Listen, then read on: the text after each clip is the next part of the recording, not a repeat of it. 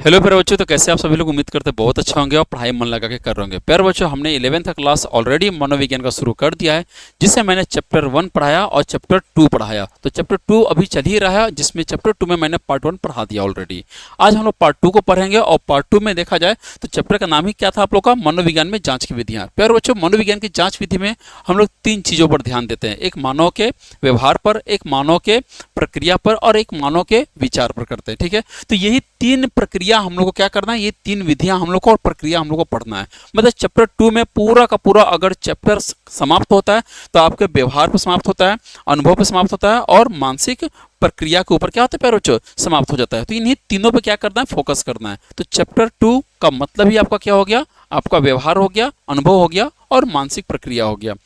इसमें देखते हैं हम लोग क्या पढ़ते हैं। तो इसमें हमने आपको ऑलरेडी इसके बारे में यानी परिचय के बारे में पढ़ा दिया था और परिचय के साथ साथ हम लोग आज क्या पढ़ने वाले थे, तो मनोवैज्ञानिक प्रदत्त का स्वरूप हम लोग क्या करने वाले थे, पढ़ने वाले थे। अब स्वरूप के बारे में जानेंगे क्या होता है इसका स्वरूप।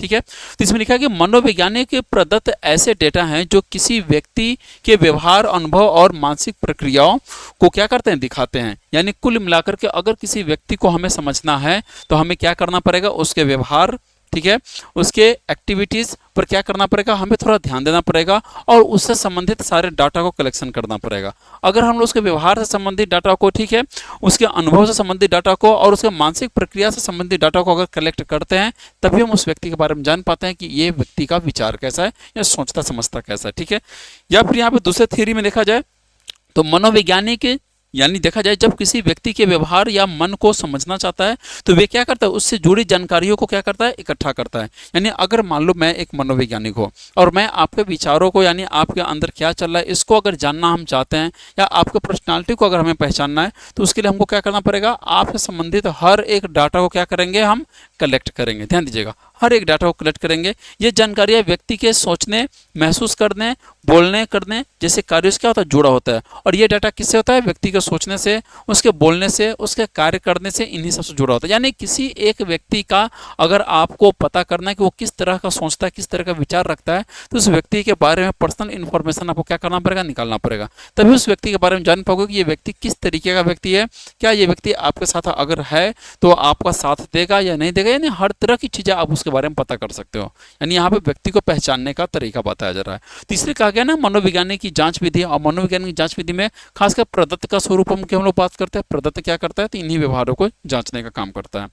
अब बात करते हैं मनोवैज्ञानिक प्रदत्त का स्वरूप यानी स्वभाव में देखा जाए तो विभिन्न स्रोतों से प्राप्त होते हैं। अब देखा जाए तो भाई मनोविज्ञान में अगर हम किसी व्यक्ति को पहचानने का अगर तरीका खोजें तो इसे कई सारे रिसोर्सेज होते हैं, कई सारे तरीकाएं होती हैं। जैसे कि मनोवैज्ञानिक सूचनाएं कई तरीके से इकट्ठा की जाती है, जैसे प्रयोग करके, ठीक है, अवलोकन करके। अवलोकन का मतलब होता है ना उसके बारे में थोड़ा जांच पड़ताल करना। फिर साक्षात्कार यानी उसको बैठा करके उसके बारे में जानने की कोशिश करना। प्रश्नावली आदि यानी जो हम लोग प्रश्न विधि द्वारा यानी कई तरह के प्रश्न पूछते हैं, जैसे 120 से 130 क्वेश्चन पूछते हैं और उसमें उस प्रश्न विधि के जरिए क्या करते हैं, उस व्यक्ति के बारे में पता करते हैं। यानी हम कई तरीकों से एक व्यक्ति के स्थिति को पता कर सकते हैं।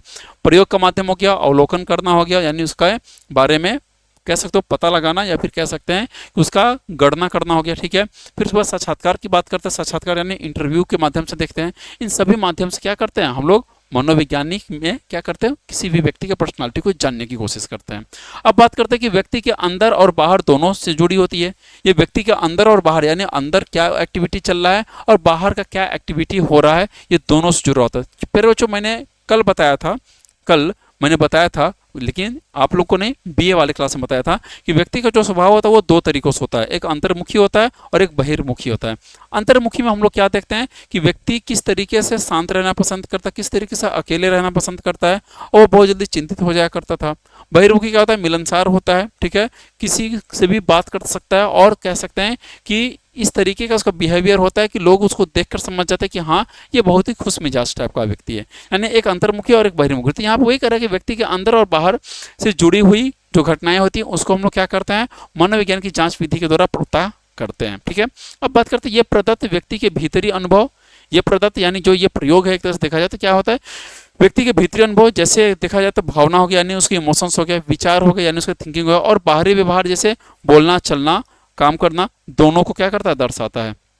कुल मिलाकर के मनोवैज्ञानिक प्रदत्त का स्वरूप में हम यही देखते हैं कि व्यक्ति इंटरनल तरीके से किस तरीके से है और एक्सटर्नल तरीके से किस तरीके से है। मतलब नहीं समझे, मतलब ये होता है कि वो जो अंदर इंटरनल यानी जो अंदर की तरफ वो अपना सोचता है, मैंने किस तरीके से वो व्यक्ति अंदर क्या विचार रखता है, उसके आंतरिक विचारों को महसूस करने का हम लोग काम करते हैं। जैसे यहाँ दिया है ना कि उसकी भावना और विचार, जैसे कोई व्यक्ति किसी समस्या का समाधान बता रहा है, कोई व्यक्ति किसी को राह बता रहा है या अपने विचार बता रहा है, तो उसके समस्या का समाधान बताने का तरीका और उसके विचार के तरीके से हम अंदाज़ा लगा सकते हैं कि व्यक्ति का सोच और थिंकिंग कैसा है। फिर दूसरा कैसे पता करता है, दूसरा बोलना और चलना की बात करते हैं। तो यहाँ पे देखते हैं कि व्यक्ति किस तरीके से बोल रहा है, ठीक है, ध्यान दीजिएगा किस तरीके से, मतलब कुल मिला के हमको इंटेंशन का पता करना है उसके, कि उसका इंटेंशन आखिरकार क्या है, किस तरीके का इंटेंशन है। तो इंटेंशन दो ही तरीके से पता चलता है, एक उसके सोचने से और विचार के तरीकों से, और दूसरा उसके बोलने और चलने के तरीके से पता चलता है, ठीक है। जैसे होता है ना कि कितने लोग चलते हैं लड़की की तरह चलते रहते हैं, लड़का होकर लड़की की तरह चलता है, तो कहते हैं भाई इसका चाल चलन क्या है, लड़की की तरह, यानी उसका चाल ढाल से हम अंदाजा लगा लेते हैं कि वो आखिरकार उसका स्वभाव नेचर कैसा हो सकता है, ठीक है, बातें समझ में आ रहा है। अब देखा जाए तो मनोवैज्ञानिक प्रदत्त हमेशा एक परिस्थिति या संदर्भ पर निर्भर होता है। जैसे कोई व्यक्ति अकेले में एक तरह से व्यवहार करता है, लेकिन समूह में या दफ्तर में उसका व्यवहार क्या होता है, अलग होता है। अगर मान लो हम अकेले हैं तो अकेले में मेरा व्यवहार अलग तरीके से होगा, लेकिन अगर हम दोस्तों लोग के साथ हैं तो वहाँ पे क्या है, अलग तरीके से होगा। जैसे हम अकेले में तो हमको अकेले में खाना और मूवी देखना बहुत ज़्यादा पसंद है, लेकिन दोस्तों लोग के बीच में रहेंगे तो घूमना, ठीक है, घूमना हो गया, फिर मस्ती करना, ये अलग चीज हो गया। मतलब कह सकते हो कि एक व्यक्ति जो होता है अकेले में अलग तरीके से रिएक्ट करता है, और अपने समूह के साथ है, ग्रुप के साथ है, तो वह क्या करता है, अलग तरीके से बिहेव करता है। यानी व्यक्ति एक है, पर्सनालिटी उसकी क्या है, दो तो है। जो सिद्धांत या तरीका मनोवैज्ञानिक अपनाता है वही यह तय करता है कि कौन सी जानकारी और कैसे मिलेगी। तो कह सकते हो कि जो सिद्धांत या तरीका मनोवैज्ञानिक अपनाता है वही यह तय करता है कि उसे कौन सी जानकारी कैसे मिलेगा, ठीक है। इस प्रदत्त को यानी इस फंक्शन को, इस प्रदत्त से मनोवैज्ञानिक अपने विचारों या धारणाओं की सच्चाई की जांच क्या करता है कि वे सही है या गलत है। और प्रदत्त विधि एक ऐसा, मनोवैज्ञानिक का प्रदत्त विधि एक ऐसा विधि है जिससे व्यक्ति के बारे में वो पता करता है कि ये जो जानकारी हमने जुटाया है, ये जो जानकारी हमने जुटाया है वो सही है या गलत है, या किसी के विचार के बारे में हमने जो विचार किया है या फिर कह सकते उसके बारे में जो जानकारी जुटाया है वो सही है कि गलत है। यानी कुल मिलाकर के एक व्यक्ति का स्वभाव किस तरीके का होता है, एक व्यक्ति किस तरीके से सोच सकता है, बोल सकता है और कर सकता है, या फिर उसका इंटरनल जो है समस्या क्या है, हम उसी को पता लगाते हैं किसके, मनोवैज्ञानिक के प्रदत्त विधि के द्वारा। ध्यान दीजिएगा, ठीक है, इसी से पता लगाते हैं। अब अगला बात करते हैं मनोवैज्ञानिक की कुछ महत्वपूर्ण विधियां।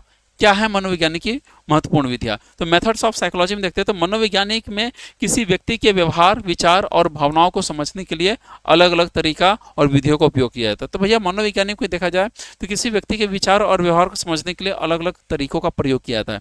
भाई क्यों नहीं अलग अलग तरीकों का प्रयोग किया जाएगा, आपको पता होगा कि हर व्यक्ति का जो बुद्धि होता है, विचार होता है, वो क्या होता है, अलग अलग होता है। तो जाहिर सी बात है कि आपको जिस तरह का व्यक्ति मिला है और उसका बुद्धि और विचार कैसा, आपको उसी हिसाब से क्या करना पड़ेगा, रिएक्ट करना पड़ेगा। तो यहाँ पर वही कर रहा है कि मनोविज्ञान में किसी व्यक्ति के व्यवहार, विचार और कह सकते हैं भावनाओं को समझने के लिए अलग अलग क्या होता है, तरीकों का उपयोग किया जाता है। हर विधि से अलग प्रकार की जानकारी प्राप्त होती है, और हर विधि से क्या होता है, अलग प्रकार का जानकारी मिलता है। यहाँ पर ध्यान दीजिएगा, ठीक है, ध्यान दीजिएगा। क्यों, क्योंकि हर व्यक्ति का जो सोच होता है, विचार होता है, वो अलग अलग होता है। फिर देखते हैं प्रेक्षर विधि की बात करता है, ऑब्जर्वेशन मेथड की बात करता है। ये मैंने ऑलरेडी पढ़ाया हुआ है, ये चीज मैंने ऑलरेडी पढ़ाया, इसलिए मैं कहता हूँ प्यारे बच्चों कि जो जिस बच्चे का 11th अगर कंप्लीट हो गया बढ़िया से, उसको 12th में थोड़ा कम दिक्कत होगा, और जिसका 11th और 12th मनोविज्ञान में अच्छा से कंप्लीट हो गया है, यकीन मानो ग्रेजुएशन में उसको एक लाइन नहीं पढ़ना है, एक लाइन नहीं पढ़ना है ग्रेजुएशन में, first semester, second semester, third semester, कहीं कुछ नहीं पढ़ना है। इसलिए 11th से ही आप अपना जड़ को क्या करो, मजबूत करो, ठीक है। तो प्रेक्षर विधि ऑब्जर्वेशन में मैंने बताया था, ऑब्जर्वेशन क्या होता है कि किसी चीज को हम लोग सीखने की कोशिश करते हैं। तो देखा जाए इस विधि में मनोवैज्ञानिक व्यक्ति के व्यवहार को देखकर जानकारी एकत्र करता है। यानी इस विधि में क्या होता है, प्रेक्षर विधि में मनोवैज्ञानिक क्या करता है, व्यक्ति के व्यवहार को देखता है, यानी वो नाच रहा है, गा रहा है, घूम रहा है, खेल रहा है, पढ़ रहा है, किस तरीके का काम कर रहा है, उसको देखकर जानकारी प्राप्त करता है। उदाहरण के लिए आप फुटबॉल मैच देखते समय दर्शकों के व्यवहार को देखते हो, जैसे मान लो फुटबॉल मैच के समय तो नहीं, लेकिन हम जब क्रिकेट देखते हैं तो दर्शकों के व्यवहार को देखते हैं, किस तरह का व्यवहार देखते हैं। तो जब क्रिकेट देखते रहते हैं, यहाँ फुटबॉल मैच है, मान लो क्रिकेट है, मान लो क्रिकेट मैच देखते समय दर्शकों के व्यवहार में देखते हैं, जैसे कोई चिल्ला रहा होता है, कोई खुश रहता है और कोई गुस्से में रहता है। तो देखे होगे कि कोई चिल्ला रहा होता है, कोई खुश रहता है, कोई क्या रहता है, गुस्से में रहता है। तो ये उसके रिएक्शन से पता चलता है कि आखिरकार इस व्यक्ति का स्वभाव कैसा है। फिर देखा जाए तो इस तरीके से देखा जाए तो व्यवहार को सीधा अवलोकन ही क्या होता है, प्रेक्षण विधि होता है। तो किसी भी व्यक्ति के व्यवहार का सीधा अवलोकन जो होता है वही क्या होता है, वही होता है प्रेक्षण विधि होता है। तो प्रेक्षण विधि समझ गए। तो कोई व्यक्ति जो सीधा तरीके से व्यवहार कर रहा है, जैसे क्रिकेट देखने के बाद वो क्या कर रहा है, हॉल कर रहा है, चिल्ला रहा है, ठीक है, या खुश है या गुस्सा हो रहा है, तो उसका वो जो चिल्लाना, गुस्सा करना, ये सब क्या है, उसका बिहेवियर की लिस्ट में आ जाएगा। और उसी को जब हम लोग स्टडी करते हैं तो पता चला कि कोई चिल्ला रहा है मतलब बहुत ज़्यादा खुश है, उसका फेवरेट प्लेयर आ गया है। कोई खुश है यानी उसका जो फेवरेट टीम है वो क्या कर रहा है, शॉट पे शॉट मार रहा है। और कोई गुस्से में है यानी उसका जो टीम है वो क्या हो रहा है, वो सिर्फ रन पिटवा रहा है। यानी मान लो ये गुस्से वाला कौन है, पाकिस्तान का है, और ये खुश होने वाला कौन सा है, तो ये खुश होने वाला कह सकते हैं हिंदुस्तान का है, इंडिया का है। और कोई चिल्ला रहा है, इसका मतलब पाकिस्तान और इंडिया दोनों में से क्या हो रहा है, कोई अच्छा परफॉर्मेंस कर रहा है, इसलिए चिल्ला रहा है और आवाज़ आ रहा है, ठीक है। अब बात कर रहे हैं प्रायोगिक विधि की, बात करते हैं यानी एक्सपेरिमेंटल मेथड्स में। देखते हैं क्या होता है।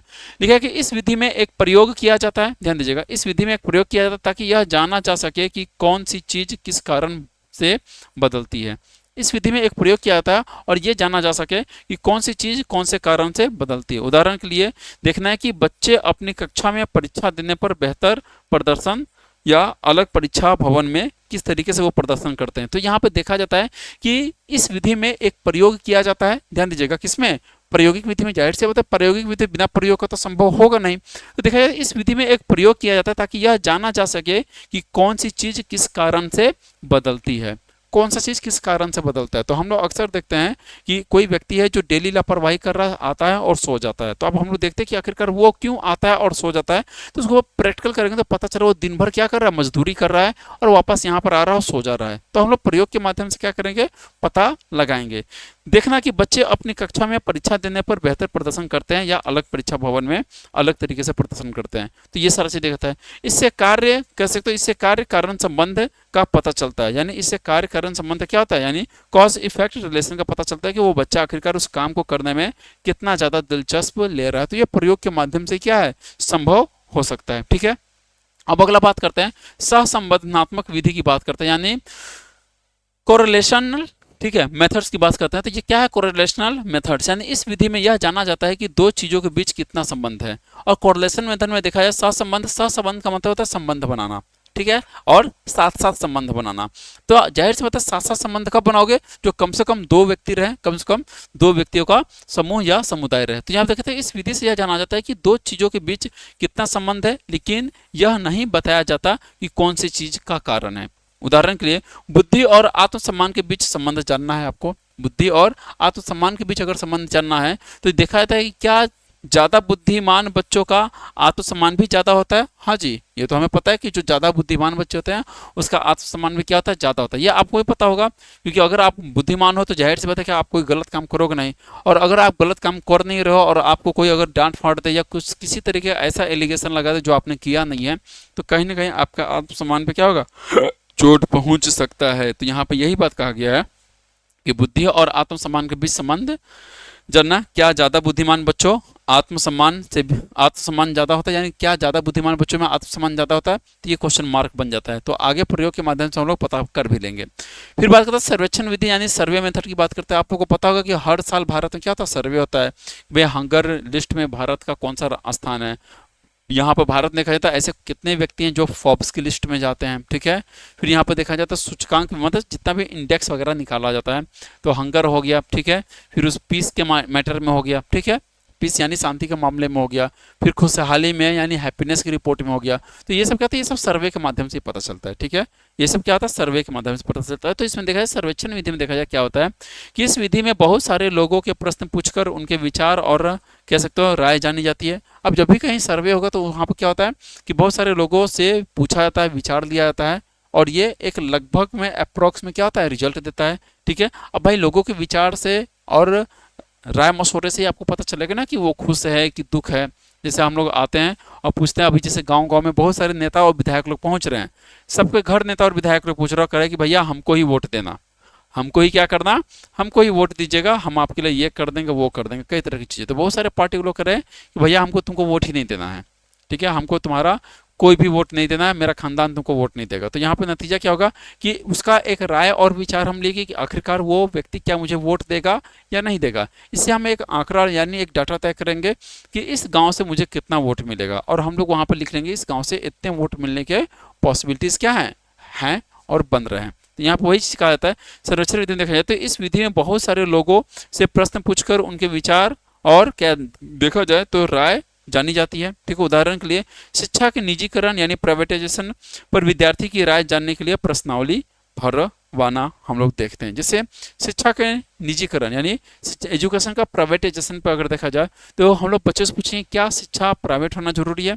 तो बहुत सारे बच्चे कहेंगे नहीं शिक्षा प्राइवेट होना जरूरी नहीं है, बल्कि सरकारी स्कूल में सरकार इतना फैसिलिटी दे दे कि लोग प्राइवेट स्कूल में जाना छोड़ दें। भैया आज प्राइवेट सेक्टर इतना क्यों आगे बढ़ चढ़ कर बढ़ रहा है? क्योंकि सरकार कहीं ना कहीं ध्यान नहीं दे रहा है, सरकार कहीं ना कहीं ध्यान नहीं दे रहा है अपने सरकारी स्कूलों पर, और सरकार सरकारी स्कूलों पर ध्यान नहीं दे रहा है तो बच्चे क्या करते हैं, ट्यूशन करते हैं, कोचिंग करते हैं, ये सब करते हैं ना। अगर सरकार पहले तो सरकारी स्कूल में देखा जाए तो पहले कोचिंग और ट्यूशन तो था ही नहीं। मैं अपनी बात बता रहा हूँ, मैं 2004 में क्या था, 4th क्लास में था, कोई ट्यूशन कोचिंग वगैरह नहीं था ही नहीं, नाम मात्र का था बस। मतलब ट्यूशन कोचिंग बहुत रेयर केस में जाता है, जो गधे मूर्ख लोग हुआ करते ना उसके लिए ट्यूशन और कोचिंग बनाया गया था, जो बहुत ही मूर्ख टाइप का होता है जिसको कुछ समझ में नहीं आता था उसके लिए था। अब धीरे धीरे फिर क्या हो गया कि अब कोचिंग फैशन हो गया है। अब कोचिंग क्या हो गया, अब कोचिंग धीरे धीरे फैशन हो गया। लोग अब जब कोचिंग फैशन हुआ तो स्कूल के सारे टीचर जितने थे सरकारी टीचर, उन लोगों के माइंड में एक चीज सेट हो गया, ट्यूशन तो सभी लोग जाते होंगे, कोचिंग तो सभी लोग जाते होंगे, वहां तो पढ़ ही लेते होंगे, मतलब आपका प्राइवेट स्कूल में पढ़ना बेकार हो गया है। मास्टर भी इस तरीके से आपको पढ़ाता है कि जिस प्राइवेट स्कूल में आप लोग पढ़ते हो ना वही का मास्टर कहता है कि आओ शाम को हमारे यहाँ तुम लोग क्या करो, ट्यूशन पढ़ लो और भी अच्छे से तुमको समझा देंगे। अरे भाई हम आपको जब पैसा दे ही रहे हैं प्राइवेट स्कूल में तो हम आपसे दोबारा काहे पढ़ेंगे उस चीज़ को, आप एक बार में क्यों नहीं अच्छे से समझा रहे हैं। तो ये सब क्या हो गया, इसे धीरे धीरे देखा जाए तो बिजनेस लाइन हो गया, और आज मेंटेलिटी ऐसा हो गया कि अब कोई भी स्कूल में जाके पढ़ना पसंद नहीं करता है। तो इससे अच्छा है कि आप लोग सरकारी स्कूल में अपना नाम लिखवा लो और जाकर के कोचिंग करो, प्राइवेट स्कूल में देकर के पैसा बर्बाद करने की कोई जरूरत नहीं है। तो यहाँ पर वही कहा गया कि सर्वेक्षण विधि में देखा जाए तो इस विधि में बहुत सारे लोगों से प्रश्न पूछकर उनके विचार या राय जानी जाती है। उदाहरण के लिए कि शिक्षा के निजीकरण पर विद्यार्थियों की राय जानने के लिए प्रश्नावली भरवाना, यानी यहाँ पर हम ये जानना चाहते हैं कि क्या बच्चों आप लोग बताओ जरा कि एजुकेशन में प्राइवेटाइजेशन क्या अच्छा है, एजुकेशन सिस्टम में क्या प्राइवेटाइजेशन अच्छा है। तो आप लोग अपना राय और विचार दोगे, उस राय विचार को हम क्या करेंगे, कलेक्ट करेंगे। अब है कि मनोवैज्ञानिक परीक्षण विधि की बात करते हैं, साइकोलॉजिकल टेस्ट मेथड में देखते हैं क्या होता है। इस विधि में मानक यानी कह सकते हैं इंडस्ट्रियलाइज्ड परीक्षणों यानी मानक की बात करें, मानक परीक्षणों का प्रयोग किया जाता है ताकि व्यक्ति की क्षमताएं और व्यक्तित्व या भावनाएं मापी जा सकते हैं। जैसे कि बुद्धि परीक्षण यानी इंटेलिजेंस टेस्ट, व्यक्तित्व परीक्षण यानी पर्सनालिटी टेस्ट आदि पर। तो हम लोग दो ही टेस्ट ऐसा होता है जिस टेस्ट के माध्यम से क्या कर सकते हैं, जिस टेस्ट के माध्यम से हम व्यक्ति के विचारों को और उसके विमर्श को क्या कर सकते हैं, विचार और विमर्श यानी सोचना और उसके बोलने की प्रोसेस को क्या कर सकते हैं, समझ सकते हैं। पहला क्या हो गया, पहला हो गया बुद्धि परीक्षण यानी इंटेलिजेंस टेस्ट, और दूसरा बात अगर किया जाता है व्यक्तित्व परीक्षण यानी पर्सनालिटी टेस्ट। तो कहते हैं जो व्यक्ति स्मार्ट होता है, स्मार्ट को मतलब समझदार, समझदार को मतलब बुद्धिमान होता है, उसका पर्सनालिटी देखना कभी कभी क्या होता है कि बहुत ही ज़्यादा निखर कर आता है। जैसे कि इसमें देखा जाए आगे तो व्यक्तित्व अध्ययन विधि क्या होता है, यानी केस स्टडी मेथड में देखा क्या होता है। इस विधि में किसी एक व्यक्ति के छोटे समूह का गहराई से क्या कहता है, अध्ययन किया जाता है। इस विधि में अगर देखा जाए किसमें, तो देखते हैं हम लोग केस स्टडी मेथड में। तो इस विधि में किसी एक व्यक्ति या छोटे समूह का गहराई से क्या किया जाता है, अध्ययन किया जाता है। कोई एक व्यक्ति हो गया मान लो, और कोई एक छोटा समूह हो गया, उसका हम लोग क्या कहते हैं, डीपली रिसर्च करते हैं। एग्जाम्पल के लिए किसी बच्चे के भाषा विकास, ठीक है, किसी बच्चे के भाषा विकास का लंबे समय तक अध्ययन करना। अब देखते होगा कि कोई बच्चा होगा जो 2 साल का होगा, वो धीरे धीरे मामा मामा पापा पापा बोलना शुरू करता है, वो धीरे धीरे मामा मामा पापा पापा करते करते मामा भी बोलना शुरू कर देता है। यानी धीरे धीरे बच्चा क्या होता है, सबको पहचानने की कोशिश करता है और उसको बार बार उसी चीज़ से रटना पड़ता है। तो बच्चा रटते रटते क्या करता है, इतना चीज़ सीख लेता है। अब जैसे उसको पानी पीना है तो मम्मा पानी दो, वो पानी पीना सीखता है। यानी बच्चा जो पैदा होता है वो कोरा कागज होता है, वो कुछ भी सीख कर पैदा नहीं होता है। जैसे वो पैदा होता है वो रोज़ एक्टिविटीज़ देखता है, हम पानी पी रहे हैं तो क्या बोल रहे हैं, हम खाना खा रहे हैं तो क्या बोल रहे हैं तो हमको खाना मिल जा रहा है, ठीक है, हम क्या बोल रहे हैं तो सामने वाला हंस रहा है, या फिर हम सामने वाले को किस नाम से बुला रहे हैं। तो बच्चा इसको ध्यान से देखता है और ध्यान से सुनता है, वो नई चीज़ों को सीखने की कोशिश करता है। और खासकर आजकल बच्चा क्या होता है, उसको मोबाइल दिखाते हैं, बचपन में हम लोग कहते हैं देखो बेटा मोबाइल में क्या हो रहा है। अब वो बच्चा मोबाइल पे देखते देखते क्या हो जाएगा, इतना एडिक्ट हो जाता है मोबाइल का कि आज कोई भी बच्चा मोबाइल के बिना रह नहीं पाता है, कोई बच्चा मोबाइल के बिना नहीं रह पाता। तो इसलिए आप लोग हमेशा एक काम कीजिएगा कि बच्चों के सामने मोबाइल यूज मत कीजिएगा, या बच्चे को कहीं दूर रख दीजिए, ठीक है, उसके सामने मोबाइल यूज मत कीजिएगा। इससे ये होगा कि बच्चा को मोबाइल के प्रति कोई आकर्षण ही नहीं रहेगा, उसको बाद में जब समय आएगा तब समय के साथ क्या कीजिएगा, उसको मोबाइल दीजिएगा चलाने के लिए। हम लोग जब काफ़ी बड़े हो गए तब मोबाइल, मल्टीमीडिया मोबाइल चलाना सीखे, लेकिन आजकल के बच्चे क्या है कि हमें लगता है कि 2 साल का भी ढंग से नहीं हुआ होगा और उसको मोबाइल चलाना एक्सपर्ट, मतलब मोबाइल चलाने एक्सपर्ट हो जाता है। उसे लिखने टाइप करना नहीं आता है, लेकिन वो क्या करता है, वो यूट्यूब चलाने में एक्सपर्ट होता है। क्यों? क्योंकि यूट्यूब में एक स्पीकर दिया, वो क्या करता है, बोल के क्या करता है, लिखता है और वीडियो सर्च कर लेता है। तो इस तरीके से व्यक्ति पर हम लोग क्या करते हैं, उस छोटे से बच्चे के ऊपर क्या करते हैं, अध्ययन करते हैं और पता करते हैं कि आखिरकार इसका भाषा का विकास हुआ कैसे। तो इसके भाषा के विकास को हम लोग धीरे धीरे क्या करते हैं, हाँ जी, धीरे धीरे इसके भाषा के विकास को हम लोग समझने की कोशिश करते हैं। अब बात किया जाता है प्रेक्षण के प्रकार, क्या होते हैं प्रेक्षण के प्रकार, ठीक है, इसके टाइप्स की हम लोग बात करते हैं। चलिए देखिए, तो लिखा है कि मनोविज्ञान में प्रेक्षण का मतलब होता है कि किसी व्यक्ति या समूह के व्यवहार को ध्यान से देखना और उसका रिकॉर्ड रखना ताकि उसे समझा जा सके। तो मनोविज्ञान में हम लोग क्या करते हैं, किसी व्यक्ति की अगर बात किया जाए तो व्यक्ति के कह सकते हैं व्यवहार को ध्यान से देखते हैं और उसके रिकॉर्ड को क्या करता है, संभाल के रखता है ताकि ये समझ सके कि आखिरकार वो करने क्या वाला है। ठीक है, प्रेक्षण मुख्य रूप से 2 आधारों पर बांटा गया है। पहला प्रकृतिवादी बनाम नियंत्रण प्रेक्षण। पहला क्या है, प्रकृतिवादी बनाम नियंत्रण प्रेक्षण। तो इसमें क्या होता है, तो प्रकृतिवादी प्रेक्षण में या प्राकृतिक या वास्तविक जीवन की स्थिति में क्या होता है, किया जाता है। तो प्राकृतिक या कह सकते हो वास्तविक जीवन की स्थिति में किया जाता है। कौन, अगर हम बात करते हैं प्राकृतिकवादी कह सकते हैं प्रेक्षण में। ठीक है, प्रेक्षक यानी ऑब्जर्वेशन केवल देखता है कि वह परिस्थिति में कोई बदलाव नहीं करता है, और प्रेक्षक ये देखता है कि क्या वो अपने परिस्थिति में कोई बदलाव कर रहा है या नहीं कर रहा है। यह विद्यालय, घर, अस्पताल, पार्क, ऑफिस जैसे सामान्य स्थानों पर भी किया जाता है। और ये एक्सपेरिमेंट अगर देखा जाए, ध्यान दीजिएगा, प्रकृतिवादी बनाम नियंत्रण प्रेक्षण, तो ये हर जगह किया जाता है, घर, विद्यालय, स्कूल, ठीक है, पार्क वगैरह हर जगह किया जाता है। ठीक है, ध्यान दीजिएगा। उदाहरण के लिए, अगर आप विद्यालय में बच्चों के व्यवहार को वैसे ही देखते हैं जैसे वे रोज व्यवहार करते हैं, तो यह प्रकृतिवादी क्या है, प्रेक्षण है। अब जैसे हम लोग क्या कहते हैं एग्जाम्पल में, कि अगर आप विद्यालय में बच्चों के व्यवहार को, हम विद्यालय में क्या होता है, बच्चे के व्यवहार को वैसे ही देखते हैं जैसे वो रोज व्यवहार करता है, तो क्या है, नेचर है। यानी जैसे होता है क्लास में क्या होता है, पहले घंटी लगता है तो बच्चे पढ़ना शुरू कर देते हैं, जैसे 3-4 घंटी टन टन टन टन बजता है तो क्या होता है कि बच्चे लंच करने लगते हैं। ठीक है, बच्चे क्या करते हैं, लंच करना शुरू कर देते हैं, और फिर जैसे फाइनल पूरा घंटी बजता है तो छुट्टी होता है, बच्चे उसी तरीके से निकल के अपने घर चले जाते हैं। इसका मतलब ये होता है कि ये एक्टिविटी डेली हो रहा है। अगर डेली ये एक्टिविटी हो रहा है तो समझो कि ये क्या है, ये नेचुरल तरीके से व्यक्ति क्या कर रहा है, अपनी हरकतों को कर रहा है। ठीक है, तो व्यक्ति नेचुरल तरीके से अगर कोई काम करता है तो वो समझो प्रकृतिवादी हुआ। बातें समझ में आ रहा है? तो प्रकृतिवादी क्या होता है, तो जो नेचुरल तरीके से व्यक्ति करे। ठीक है, विशेषता में देखा जाए तो यह वास्तविक चीजों का सच्चा चित्र देता है। ठीक है, ये एक्चुअल वाली चीजों का क्या होता है, सच्चा चित्र देता है, लेकिन इसमें सब चीजों को नियंत्रण करना क्या होता है, कठिन होता है। लेकिन इसमें हर एक चीज को कंट्रोल करना क्या होता है, बहुत मुश्किल होता है। ध्यान दीजिएगा। अब बात करते हैं नियंत्रण परीक्षण क्या होता है, यानी कंट्रोल्ड ऑब्जर्वेशन क्या होता है। यह प्रयोगशाला या कृत्रिम परिस्थिति में किया जाता है। यह प्रयोगशाला या कहते हो कृत्रिम परिस्थिति में किया जाता है। यहाँ प्रेक्षक कुछ स्थितियों को नियंत्रित करता है ताकि व्यवहार को बेहतर समझ सके। और यहाँ जो प्रेक्षक होता है कुछ चीज़ों क्या करता है, नियंत्रित करता है ताकि वह व्यवहार को समझ सके। अक्सर इसका प्रयोग, अगर बात किया जाए उपयोग और प्रयोग में किया जाता है, तो अक्सर इसका उपयोग क्या होता है, प्रयोगों में किया जाता है। किसका, नियंत्रण परीक्षण। यानी भैया नियंत्रण परीक्षण का मतलब ही कर रहा है कि अगर हम कोई भी प्रयोग कर रहे हैं, प्रैक्टिस कर रहे हैं, तो उसको जरा सा ध्यान से करते हैं ताकि उसमें किसी भी तरीके का कह सकते हैं गलती ना हो सके। तो नियंत्रण परीक्षण में ये कर रहा है कि अक्सर ये क्या होता है, प्रयोगशाला या कृत्रिम परिस्थिति। कृत्रिम परिस्थिति का मतलब जो बनावटी परिस्थिति होता है। ध्यान दीजिएगा, जहां आर्टिफिशियल लिखा रहेगा वो क्या हो गया, वो हो गया बनावटी परिस्थिति हो गया। ठीक है, तो उसमें ये किया जाता है। यहाँ प्रेक्षक यानी जो प्रयोग कर रहा है, प्रेक्षक कुछ स्थितियों को क्या करता है, नियंत्रित करता है ताकि व्यवहार को बेहतर समझ सके। और यहाँ जो प्रयोग करने वाला था वो क्या करता है, कुछ स्थिति को नियंत्रित करता है ताकि वो प्रयोग क्या कर सके, ताकि व्यवहार को बेहतर समझ सके। अक्सर इसका उपयोग प्रयोग में किया जाता है। और देखा जाए तो अक्सर इसका उपयोग किसमें किया जाता है, नियंत्रण परीक्षण का प्रयोग में किया जाता है ताकि किसी भी तरीके का कोई गड़बड़ ना हो सके। उदाहरण के लिए, अगर किसी प्रयोगशाला में धुएं की स्थिति बनाई जाती है तो देखा जाता है कि लोग कैसे प्रतिक्रिया देते हैं। ठीक है, अगर किसी प्रयोगशाला में यानी कोई लैब हो गया, वहाँ धुएं की स्थिति बनाई जाती है तो लोग क्या करते हैं, दम घुटने लगता है, लोग भागने लगते हैं, और धुएं को कम करने के लिए क्या करते हैं, लोग अपना एक्टिविटी करना क्या करते हैं, शुरू कर देते हैं।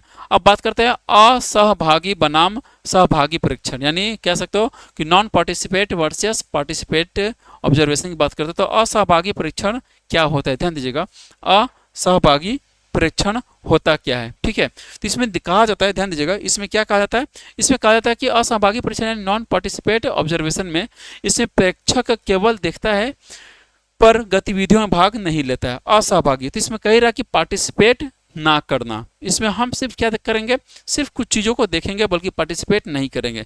जिनका परीक्षण किया जा रहा है उन्हें पता नहीं होता है कि उन्हें देखा जा रहा है, और जिन पर परीक्षण किया जा रहा है, ठीक है, या जिनका परीक्षण किया जा, जिनको पर प्रयोग किया जा रहा है उनको पता नहीं होता है लेकिन उन्हें देखा जा रहा है। जैसे होता है कि एक ऐसा शीशा लगाया जाता है जो उस शीशा के उस पार हम लोग सब कुछ देख सकते हैं लेकिन शीशा का उस पार वाला इंसान हमको नहीं देख सकता है। तो यहाँ पर वही चीज़ कहा जा रहा है, ठीक है। उदाहरण के लिए अगर आप कक्षा के कोने में बैठकर या कैमरे से शिक्षक और छात्रों की बातचीत देखते हैं तो यह क्या है, असहभागी परीक्षण है। यानी अगर आप कक्षा के कोने में बैठकर या कैमरे से शिक्षक और छात्रों की बातचीत देखते हैं तो ये क्या है, असहभागी परीक्षण है, इसे हम पार्टिसिपेट नहीं कर रहे हैं। विशेषता यह निष्पक्ष होता है, ठीक है, लेकिन कभी कभी व्यक्ति की भावनाओं या कह सकते हो अनुभवों को गहराई से नहीं समझ पाता है। तो कुल मिलाकर के ऐसा एक्सपेरिमेंट जिसमें हम लोग पार्टिसिपेट नहीं करते हैं लेकिन हम लोग उसको देखते रहते हैं। जैसे होता है ना कि कोई कोई क्या करता है कि कोई बम बना रहा होता है तो हम लोग बस देखते रहते हैं, और बम बनाता है फिर जाकर कोने में फोड़ देता है। हम लोग उसमें पार्टिसिपेट नहीं किया, बस हम लोग को देखने में मजा आ रहा है, ठीक है। अब बात करते हैं सहभागी परीक्षण क्या होता है। तो सहभागी परीक्षण यानी पार्टिसिपेट ऑब्जर्वेशन, इसमें प्रेक्षक समूह का हिस्सा बन जाता है। इसमें प्रेक्षक जो होता है यानी जैसे मैं हो गया, मैं समूह का हिस्सा बन जाऊंगा जहाँ प्रयोग होने वाला है, ठीक है, और उनके साथ गतिविधियों में भाग लेता है। और मान लो वो बम बना रहा है तो उसके साथ क्या कर लेंगे, हम भी बम बनाने की गतिविधि में भाग ले लेंगे।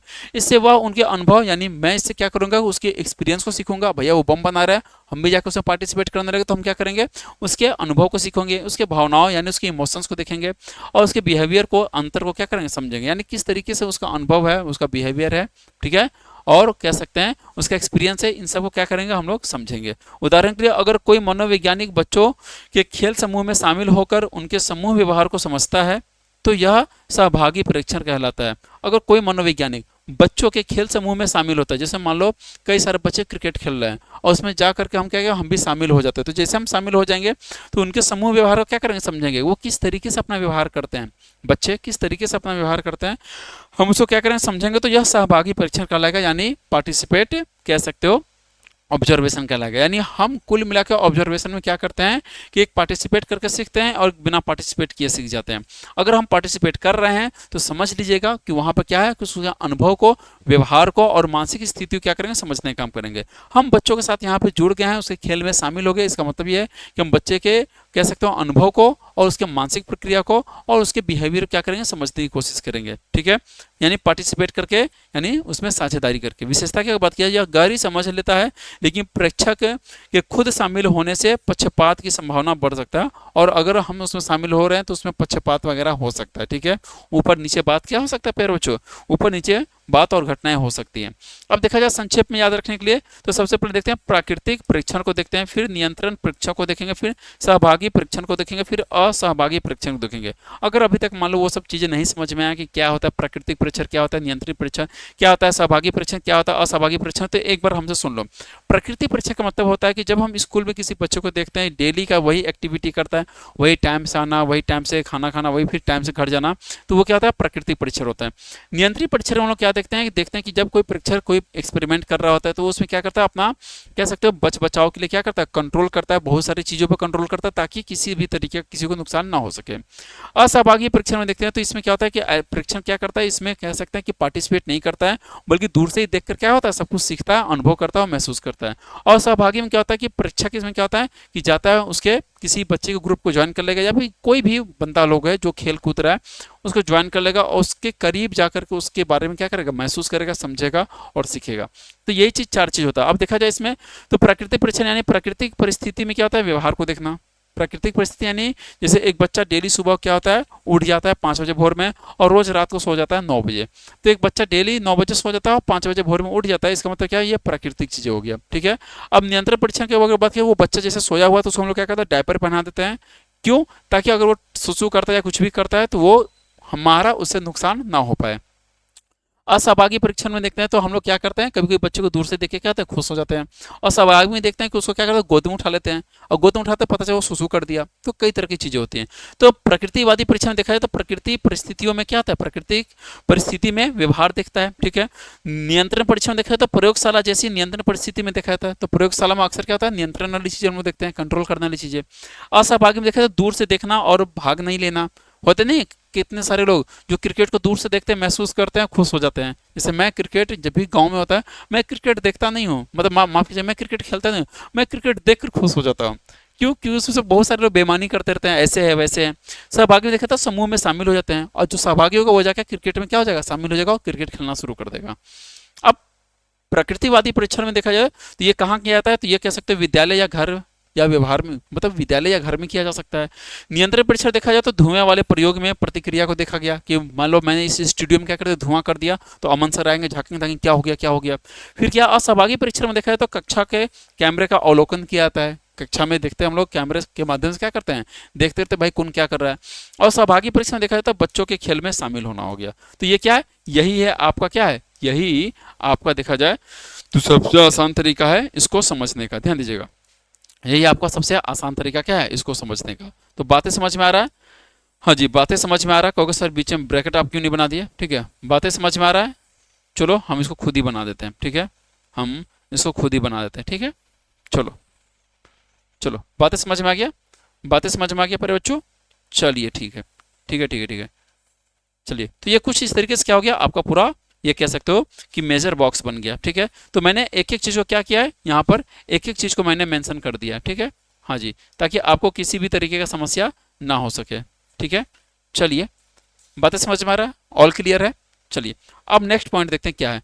लिखा है कि परिवर्त का अर्थ क्या होता है, यानी मीनिंग ऑफ वेरिएबल। तो परिवर्त का मतलब होता है वह चीज होती है जो बदल सकती है। परिवर्त का मतलब वह चीजें होती है जो बदल सकती है। जैसे होता है ना कि अभी तक हमने आपके मानसिक स्थिति पर, यानी मानसिक प्रक्रिया पर, व्यवहार पर और आपके किस पर हम लोग जांच कर रहे थे, तो हम लोग जांच कर रहे थे आपके इन्हीं तीनों चीजों पर जांच कर रहे थे। यानी मनोविज्ञान की जांच विधि में इन्हीं तीनों चीजों क्या करते हैं हम लोग, प्रयोग के माध्यम से जानने की कोशिश करते हैं। तो मैंने पहले ही बता दिया था आपको कि जो 11th साइकोलॉजी का चैप्टर नंबर 2 है, मनोविज्ञान की जांच विधि, उसमें सिर्फ तीन ही चीज पर हमको जांच करना है, हमारे व्यवहार पर, ठीक है, हमारे मानसिक प्रक्रिया पर और हमारे अनुभव पर क्या करना है, जांच करना है। और इन्हीं जांच के माध्यम से हम लोग क्या करते हैं, पूरा स्टडी करते हैं। तो अब आता है परिवर्त, हम लोग देखते हैं परिवर्त का चीज मतलब क्या होता है। तो परिवर्त का मतलब ये होता है कि किसी भी चीज में बदलाव हो सकता है, यानी बदलाव को हम लोग क्या कहते हैं, परिवर्त कहते हैं, ये परिवर्त है। और एक होता है अपरिवर्त, यानी जिसको बदला ना जा सके। तो मनोविज्ञान में हम लोग क्या करते हैं, परिवर्त विधि को देखते हैं, और परिवर्त विधि में देखा जाए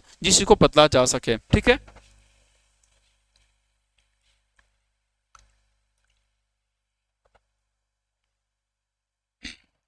चलिए, यानी अलग अलग मान या रूप या फॉर्म्स हो सकते हैं जिसे मापा जा सके।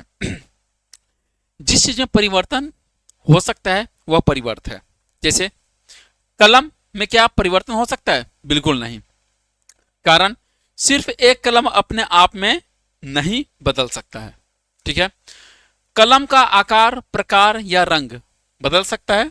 हाँ जी, बदल सकता है, क्योंकि ये अलग अलग हो सकते हैं। कमरा कमरा नहीं बदलेगा, यह स्थिर होता है।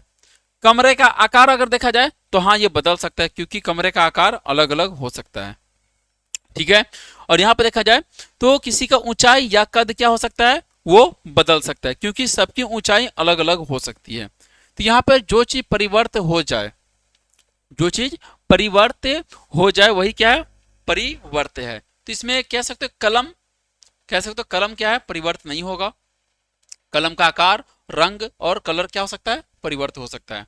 ठीक है, फिर यहाँ पे देखा जाए कमरा, कमरा परिवर्त नहीं होगा, क्योंकि कमरा एक फिक्स होता है। हाँ, अगर उसकी बात किया जाए तो कमरे में हम लोग कह सकते हैं उसके आकार को अलग अलग तरीके से चेंज करवा सकते हैं। तो कमरा का मतलब ये कमरा हो गया, ये चेंज नहीं होगा, लेकिन इसके आकार को क्या कर सकते हैं, अंदर से हम लोग अलग अलग बदलवा सकते हैं। तो जो चीज बदल सके। ठीक है, परिवर्त का संप्रत्यय समझिए क्या होता है। तो परिवर्त को हम दो प्रकार से समझते हैं। तो ये परिवर्त वह होता है जो बदल सकता है, उसके अलग अलग क्या होते हैं, मान होते हैं, जिसका कह सकते हैं मापन किया जा सकता है, जिसका कह सकते हैं क्या किया जा सकता है, मापन किया जा सकता है। जैसे एक होता है अनाश्रित परिवर्त और एक होता है आश्रित परिवर्त। अनाश्रित परिवर्त क्या होता है, जो प्रयोगकर्ता द्वारा बदला जाता है। अनाश्रित क्या होता है, जो प्रयोगकर्ता द्वारा बदला जाता है। और आश्रित क्या होता है, जो बदलने का परिणाम होता है। उदाहरण के लिए अनाश्रित में देखा जाए तो लोगों की उपस्थिति हो गया, जो कह सकते हो प्रयोगकर्ता द्वारा बदला जा सकता है। लोगों अभी 10 है तो हो सकता है कल 20 हो जाए। ठीक है, तो लोगों की स्थिति को बदला जा सकता है। ठीक है। और यहाँ पर उदाहरण के देखा है तो धुएं की सूचना देना हो गया। मैंने कह सकते हो आश्रित और अनाश्रित परिवर्त एक दूसरे पर क्या होता है, आश्रित होता है। तो ये एक था छोटा सा परिवर्त, क्या था, टाइप्स था। आपको सर मजा नहीं आया, क्या कहोगे सर, मजा नहीं है, तो आओ थोड़ा सा मजा लेते हैं। परिवर्त के प्रकार में देखा जाए तो अनाश्रित परिवर्त हो जाएगा और आश्रित परिवर्त हो जाएगा। अनाश्रित परिवर्त यानी कह सकते हैं इंडिपेंडेंट, कह सकते हैं वेरिएबल। क्या होता है, यह वह परिवर्त है जिसे अनुसंधानकर्ता बदल सकता है या नियंत्रित कर सकता है। यह वह परिवर्त है जिसे कह सकते हो कि अनुसंधान करता, यानी जो रिसर्चर होता है, जैसे मैं मान लो रिसर्चर हूं तो मैं क्या कर सकता हूं, इसको बदल सकता हूं, ताकि यह देखा जा सके कि इससे दूसरे व्यवहार पर क्या असर पड़ता है, और ताकि यह देखा जा सके कि इससे दूसरे व्यवहार पर क्या असर पड़ता है। तो जो चीज हम बदल सकते हैं वो चीज क्या कर सकते हैं, व्यक्ति पर भी हम एक्सपेरिमेंट कर सकते हैं।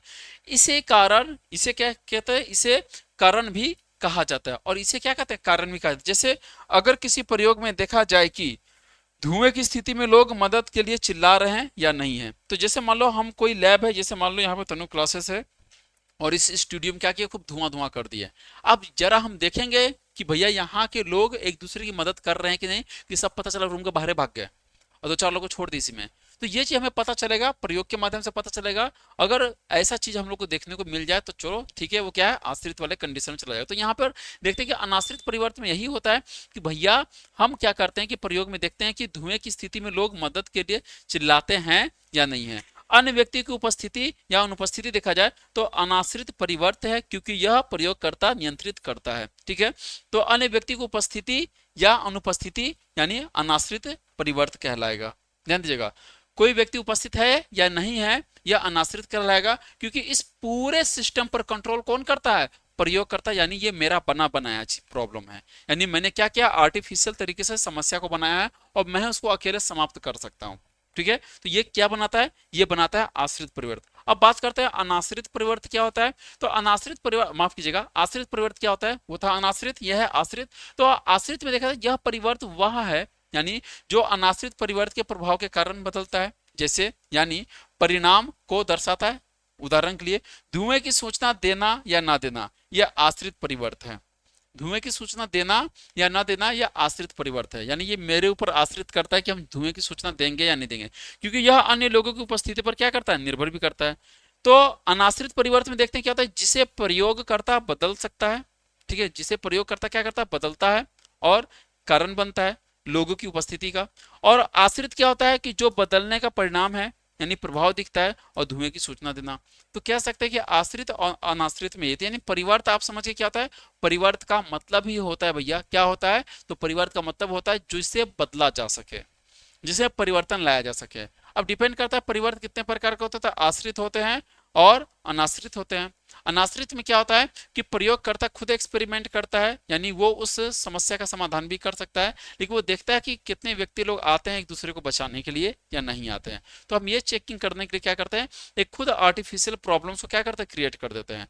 अब आश्रित क्या होता है, अब आश्रित ये डिपेंड करता है कि जो व्यक्ति उस प्रॉब्लम में फंसा है वो व्यक्ति सूचना देता है, हेल्प मांगने के लिए देता है या नहीं देता है। तो ये उस व्यक्ति के ऊपर आश्रित करता है कि वो व्यक्ति हेल्प मांगता है या नहीं मांगता है। यानी अगर आप किसी समस्या में फंस गए तो अनाश्रित में चला गया, अगर आपने हेल्प मांगा हमसे तो आश्रित में हो जाएगा। बस इतना सा चीज याद रखना है। तो व्यक्ति के साथ आश्रित और अनाश्रित क्या होता है, ये सारी घटनाएं क्या होती है, प्यारे बच्चों, घटती रहती हैं। तो आज के लिए फिलहाल के लेक्चर में प्यारे बच्चों इतना ही। नेक्स्ट कल हम क्या करेंगे, चैप्टर 3 को, माफ कीजिए चैप्टर 2 को पूरा खत्म कर देंगे, पार्ट 3 में पूरा का पूरा खत्म कर देंगे। ठीक है, फिर आप लोग का सब्जेक्टिव करवा देंगे और ऑब्जेक्टिव भी करवा देंगे। चलिए प्यारे बच्चों, तब तक के लिए इतना ही, फिर नेक्स्ट कल के क्लास में मिलते हैं। ठीक है, चलिए।